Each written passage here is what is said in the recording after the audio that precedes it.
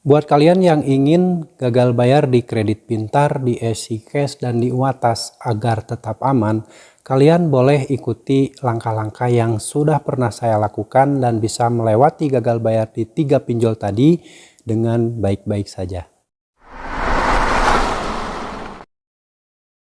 Assalamualaikum warahmatullahi wabarakatuh. Selamat sore teman-teman semuanya. Apa kabar Anda hari ini? Saya harap kalian masih dalam keadaan sehat walafiat dan tentunya selalu dalam lindungan Allah Subhanahu wa taala. Amin ya rabbal alamin. Nah, kali ini saya akan bagikan pengalaman saya ketika gagal bayar di Kredit Pintar, EasyCash, Uatas. Bagaimana cara melewatinya dan tahapan-tahapan yang harus dilakukan agar tetap aman dan endingnya baik-baik saja. Jadi kalian yang penasaran silahkan disimak videonya sampai selesai. Mudah-mudahan yang saya sampaikan ini ada manfaatnya buat teman-teman semuanya dan bisa menjadi penyemangat agar gagal bayar kalian itu tetap bisa baik-baik saja, tidak menjadi masalah, tidak menjadi ngedrop mental, dan sampai kalian melakukan perbuatan-perbuatan yang di luar akal sehat. Tapi sebelum saya bahas lebih lanjut, saya ucapkan terima kasih banyak buat teman-teman yang sampai saat ini masih selalu setia mensupport channel ini dan selalu menantikan setiap video yang saya publikasikan hampir setiap harinya. Saya doakan semoga kalian diberi kesehatan, diberi kemudahan rezeki oleh Allah Subhanahu wa taala. Amin ya rabbal alamin. Dan buat teman-teman yang sudah terlanjur galbay di pinjol, saya ucapkan selamat karena faktanya di luar sana orang-orang yang sudah galbay di pinjol hidupnya lebih baik, seolah-olah bayi yang terlahir kembali dibandingkan dengan orang-orang yang saat ini masih mempertahankan pinjolnya, masih rela jadi budak pinjol, dimaki-maki oleh pinjol, mempertahankan pinjol, berusaha maksa bayar pinjol, dan endingnya tetap gagal bayar juga. Jadi lebih milih mana? Lebih milih kalian mempertahankan pinjol dan endingnya gagal bayar, atau misalkan kalian lebih memilih gagal bayar di awal ketika kalian masih memiliki satu utang di satu pinjol? Itu tuliskan di kolom komentar. Oke teman-teman, mengenai pinjol Kredit Pintar, EasyCash, Uatas, kita tahu ketiga pinjaman online tadi merupakan pinjaman online legal ya, terverifikasi, terdaftar dan berizin di OJK. Jadi tidak termasuk pinjol semi legal seperti mungkin di luar sana ada yang menyampaikan bahwa pinjol Uatas semi legal, pinjol EasyCash semi legal. Itu hanyalah asumsi, itu hanyalah pendapat dari seseorang yang mungkin mengkategorikan karena mereka menemukan atau merasakan sebuah masalah atau penagihan yang dilakukan oleh DC pinjol ketiga pinjol tadi dengan cara-cara yang di luar akal sehat, sehingga mereka mengasumsikan bahwa itu adalah pinjol semi legal. Padahal perlu kalian ketahui, Kredit Pintar, EasyCash, dan Uatas adalah pinjol legal resmi OJK. Jadi kalian tetap aman ketika gagal bayar. Kenapa bisa aman? Nah, aman ini bisa kita ciptakan sendiri ketika sudah menyatakan tidak mampu bayar, bingung harus bagaimana, apa yang mesti dilakukan, tahapan-tahapannya seperti apa. Dan ini sering dirasakan oleh orang-orang yang baru memasuki jatuh tempo. Misalkan 3 hari sebelum jatuh tempo saja sudah mulai diingatkan melalui penagihan reminder ataupun penagihan yang ada unsur-unsur penekanan. Itu biasanya dialami oleh orang-orang yang memiliki utang di pinjol tadi. Nah, kita tahu Uatas, Kredit Pintar, dan EasyCash pasti ada yang pernah mengalami ditagih dengan tidak menyebutkan nama aplikasinya. Itu penagihannya luar biasa. Ada yang sampai membuat orang atau nasabah ketakutan ya, karena di foto chat WhatsAppnya ada yang menampilkan wajah-wajah serem, wajah-wajah orang-orang yang dari mana itu menemukan wajah seperti itu, sehingga bagi orang-orang yang tidak tahu dan baru menggunakan pinjol itu akan tercipta kepanikan luar biasa dan akhirnya melakukan pembayaran dengan cara apapun. Ada yang sampai terjebak, gali lubang tutup lubang, ada yang sampai membuat hutang baru untuk membayar hutang yang lama. Padahal itu bukanlah solusi ya. Ketika kalian melakukan pembayaran hutang pinjol dengan cara membuat hutang baru untuk membayar hutang yang lama, apalagi sampai kalian terjebak gali lubang tutup lubang, maka kesengsaraan di mata kalian suatu saat nanti. Jika kalian sudah mentok tidak ada lagi yang ngasih pinjaman, maka kalian akan mendapatkan sebuah peristiwa atau sebuah ketakutan yang mana di situ kalian tetap akan gagal bayar juga dan menyesal setelah dihitung utang kalian udah ratusan juta rupiah. Mungkin utangnya ada yang sudah mencapai 20 juta rupiah, 30 juta rupiah, 50 juta rupiah, 100 juta rupiah. Itu bisa terjadi ketika nasabah tersebut sampai terjebak gali lubang tutup lubang. Oke, kita bahas satu persatu ya. Pinjol Kredit Pintar merupakan salah satu pinjol legal OJK sudah terdaftar, dan pengalaman saya meminjam uang di pinjol Kredit Pintar tersebut, limit yang ditawarkan itu mulai Rp900.000, ada pilihan limit Rp1.200.000, ada juga pilihan limit Rp1.800.000. Jadi ketika kita sudah mengajukan data-data, muncul limit seperti itu, terserah kita mau pilih limit yang mana. Misalkan kita mau langsung ngambil limit yang ditampilkan yaitu Rp1.800.000, itu terserah kita. Cuman ketika kita meminjam uang Rp1.800.000 itu cairnya Rp1.800.000, tidak ada potongan, tetapi nanti persentase bunganya itu kan disesuaikan. Mungkin ada yang mengikuti aturan OJK tentang persentase bunga 0,3% per hari untuk pinjaman konsumtif. Ada juga yang memang tidak mengikuti aturan OJK, itu tergantung perusahaan pinjolnya. Nah, untuk kredit pintar, pengalaman saya meminjam uang di kredit pintar itu pencairannya tidak dipotong. Kecuali memang kalau pencairannya mungkin ada oknum-oknum yang mengakali mesin tersebut, sehingga ketika kita mengajukan dana tersebut dan ada potongan administrasi di awal. Misalkan pinjam Rp1.000.000 itu cairnya Rp1.000.000 pula. Dan tenor yang ditawarkan saat itu adalah ada yang 30 hari, ada yang 90 hari, ada yang 60 hari ya. Jadi tidak ada tenor yang sampai 12 bulan waktu itu ya. Jadi buat teman-teman yang pengalamannya mungkin berbeda, silahkan tuliskan di kolom komentar. Nah, lalu yang kedua adalah pinjol Easy Cash. Easy Cash juga merupakan salah satu pinjol legal OJK, sudah terdaftar, berizin dan terverifikasi. Saat saya dulu mencoba meminjam uang di Easy Cash itu tenornya ada yang 30 hari, ada yang 60 hari, 90 hari, tetapi periode pembayarannya ada yang per 14 hari sekali. Lalu limit tawarannya itu misalkan muncul di aplikasi Easy Cash itu limitnya Rp20 juta. Nah, kita bisa pinjam sedikit-sedikit, misalkan kita butuhnya Rp1 juta dulu, jadi bisa dipinjam Rp1 juta, tidak ada potongan administrasi, dicairkan Rp1 juta. Tetapi yaitu karena kita kan misalkan minggu depan butuh lagi, pinjam lagi Rp1 juta, sehingga hutang kita kan bertambah seperti itu dan pembayarannya juga jadi double. Nah, itulah yang harus kalian hati-hati, jangan sampai kalian memiliki hutang yang justru utangnya tidak satu ya. Misalkan lebih baik sekalian, misalkan kalian meminjam Rp10 juta gitu, jadi cicilannya hanya satu, misal per 2 minggu atau per 30 hari. Beda lagi dengan seminggu sekali kalian pinjam Rp1 juta, minggu berikutnya pinjam Rp1 juta, nanti utang kalian akan banyak dan tenornya mungkin terlalu singkat. Nah, jadi hati-hati ketika menggunakan pinjol Easy Cash. Dan pinjol Easy Cash ini sudah berizin OJK dan sudah diasuransikan ya. Kredit pintar juga sudah bekerja sama dengan asuransi. Lalu yang ketiga adalah pinjol UATAS. UATAS merupakan salah satu pinjol legal juga, dan pengalaman saya menggunakan UATAS itu tenornya 30 hari, ada yang 60 hari, ada yang 90 hari. Dan waktu itu saat mengajukan pinjaman uang di UATAS misalkan Rp2 juta, itu cairnya Rp2 juta, tidak ada potongan waktu itu ya. Tapi 14 hari kemudian kita harus mengembalikan 80% dari total hutang kita. Misalkan hutang kita Rp1 juta. Nah, dalam waktu 14 hari setelah pencairan dana kita harus mengembalikan Rp800.000, dan yang Rp200.000-nya dikembalikan di hari ke-60 dan di hari ke-90. Jadi itu boleh dibilang tenornya panjang tapi periode pembayaran yang singkat. Jadi hati-hati ya buat teman-teman yang mungkin pernah menggunakan UATAS atau saat ini sudah menggunakan UATAS. Kalian boleh berbagi pengalaman dengan dituliskan di kolom komentar. Oke, ketiga pinjol tadi sudah bekerja sama dengan asuransi ya untuk sekarang ya. Kalau dulu mungkin belum, karena belum ada aturan dari OJK bahwa semua pinjaman online legal wajib bekerja sama dengan asuransi untuk memitigasi resiko jika ada nasabah yang kredit macet. Tapi untuk sekarang mungkin kebanyakan pinjol legal sudah bekerja sama dengan asuransi, apalagi saat ini tingginya angka gagal bayar di nasabah-nasabah pinjol itu sangat besar sekali, sehingga kalau misalkan perusahaan pinjol tidak bekerja sama dengan asuransi, itu kesalahan mereka, karena mereka akan rugi sendiri karena nasabah itu sudah banyak yang kredit macet.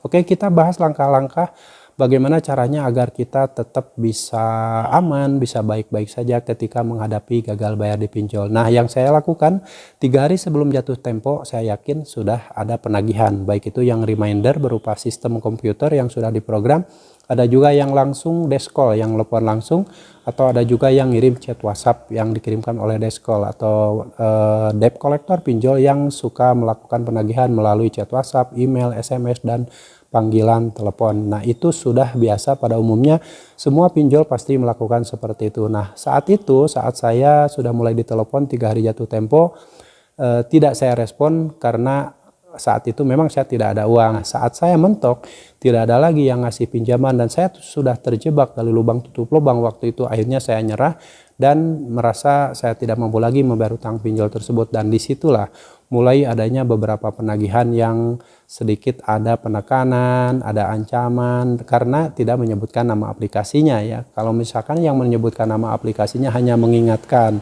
tapi kalau yang tidak menyebutkan nama aplikasinya itu sudah tahu lah, kita semua penagihan pasti akan melontarkan kata-kata yang di luar peri kemanusiaan seperti mengancam, memaki-maki, mengkata-katain binatang, mengkata-katain buronan utang atau maling duit perusahaan. Nah, seperti itu yang tidak menyebutkan nama aplikasinya walaupun kita pinjam uang di pinjol legal. Jadi waspada ya buat teman-teman yang mungkin ada pemberitaan di luar sana bahwa penagihan yang kasar itu hanya dilakukan oleh pinjol ilegal. Ya, pinjol ilegal ketika melakukan penagihan itu dia menyebutkan nama aplikasinya walaupun sekasar apapun kata-kata yang dilontarkan. Tapi pinjol legal ketika melakukan penagihan yang luar biasa kasar pasti tidak akan menyebutkan nama aplikasinya, karena itu sudah strategi dari pinjol untuk mengelabui nasabah. Dan ketika ditagih dengan cara-cara yang kasar, arogan dan kata-kata binatang, itu bisa saja ada nasabah yang panik, dan itulah nasabah yang panik tersebut akan terus dicecar dengan berbagai penagihan yang mungkin nasabah itu akhirnya stres dan melakukan pembayaran dengan cara-cara yang salah seperti membuat utang baru untuk membayar utang yang lama,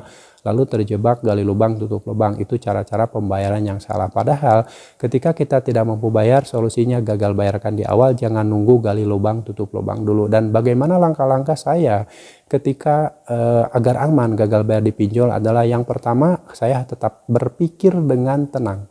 Dalam arti tenang ya, jangan sampai kalian mengikuti alur atau saran-saran DC pinjol yang selalu menyarankan membayar biaya perpanjangan tenor, membayar dicicil, membayar pokoknya saja. Itu tidak menyelesaikan masalah, itu akan menambah masalah kalian, dan mungkin kalian tidak akan pernah selesai hutangnya karena hanya membayar biaya perpanjangan tenor. Jadi pertama adalah tenang, jangan panik, tetap berpikir dengan logika. Insya Allah dengan seperti itu kalian tidak akan mudah terpengaruh. Lalu yang kedua, kalian harus kuatkan mental ya. Mental yang utama, karena apa? Pinjol itu kan ketika ada nasabahnya yang sudah tidak mampu bayar akan menyerang mental ya. DC pinjol akan melontarkan kata-kata yang menyerang mental, merusak psikologi, sehingga tidak sedikit orang yang gagal bayar atau telat bayar di pinjol itu depresi, stres, dan akhirnya bahkan karena ketakutan yang berlebihan sampai mengakhiri hidup. Nah, ini jangan sampai terjadi pada kalian. Semua penagihan dari DC pinjol itu dikirim melalui WA Blast, semuanya WA broadcast. Jadi dikirim ke 500 nasabah. Jadi kata-katanya sama, penekanannya sama seperti itu. Jadi kalian nggak usah panik ketika kalian mendapatkan penagihan chat WhatsApp seperti itu. Kalian senyumin saja atau cuekin, jangan pernah dibalas, jangan pernah direspon. Kenapa? Sekali saja kalian merespon penagihan seperti itu, maka kalian akan dijadikan prioritas tagih dan langsung dicecar dengan berbagai penagihan chat WhatsApp atau telepon yang bisa meruntuhkan mental kalian. Itu harus kalian waspadai ya.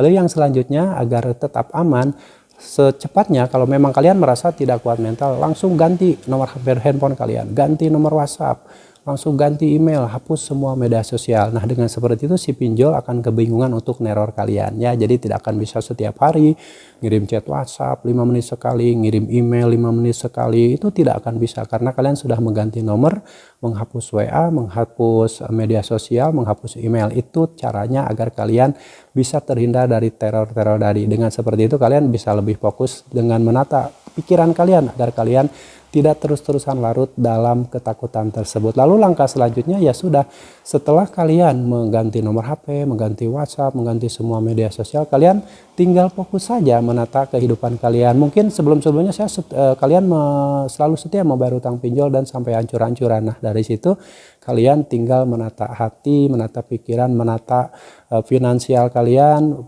coba memperbaiki keuangan kalian dengan cara bisalah mencari usaha-usaha sampingan, ataupun kalian bisa mencari peluang-peluang rezeki yang lain, peluang-peluang kerja, atau mungkin kalian juga bisa seperti saya berbagi pengalaman dengan membuat channel YouTube ini dan mudah-mudahan bisa menghasilkan. Nah, itu kan bisa sebagai salah satu alternatif untuk kalian bisa mencari dana tambahan agar kalian minimal bisa mempertahankan hidup ya. Jangan sampai kalian habis-habiskan mempertahankan pinjol tapi hidup kalian hancur karena tidak bisa makan, keluarga tidak bisa dikasih makan karena uangnya habis dipakai untuk bayar pinjol. Jangan seperti itu. Sudahlah, utamakan dulu kebutuhan kalian, utamakan kebutuhan keluarga kalian. Minimal 1 hari, 2 hari, 3 hari kalian bisa makan. Itu sudah aman insya Allah. Daripada kalian terus-terusan uangnya dipakai untuk membayar pinjol dan kalian kelaparan. Sangat salah itu ya. Jadi teman-teman, itu adalah beberapa tahapan yang harus kalian lakukan di awal ketika sudah merasa tidak mampu bayar. Yaitu yang pertama, tetap tenang, jangan panik, kuatkan mental, usahakan mental baja, bodo amat apa yang akan terjadi ke depannya. Lalu yang selanjutnya kalian tinggal langsung ganti nomor WhatsApp, ganti kartu di handphone kalian, ganti email, hapus semua media sosial. Kenapa harus seperti itu? Ya kalau misalkan kalian tidak mengganti WhatsApp, tidak mengganti email, tidak mengganti nomor handphone, itu akan berpotensi kalian terus diteror habis-habisan oleh DC pinjol dan mungkin bisa saja handphone kalian disadap, posisi kalian lagi di mana, seperti yang sering ditanyakan oleh orang-orang yang sedang gagal bayar pinjol. Apakah DC akan tahu kita ada di rumah? Apakah DC akan tahu kita ada di kantor? Apakah DC akan tahu kita ada di WC? Apakah DC akan tahu kita ada di hutan? Karena terlalu berpikir yang aneh-aneh, karena terlalu membaca postingan-postingan yang menakutkan sehingga timbullah asumsi-asumsi seperti itu karena otaknya sudah tersugesti dengan teror-teror yang dikirimkan oleh DC pinjol yang menakut-nakuti. Makanya itu pentingnya kalian mengganti nomor, mengganti WhatsApp, mengganti email, menghapus semua media sosial agar kalian aman dari teror-teror seperti itu.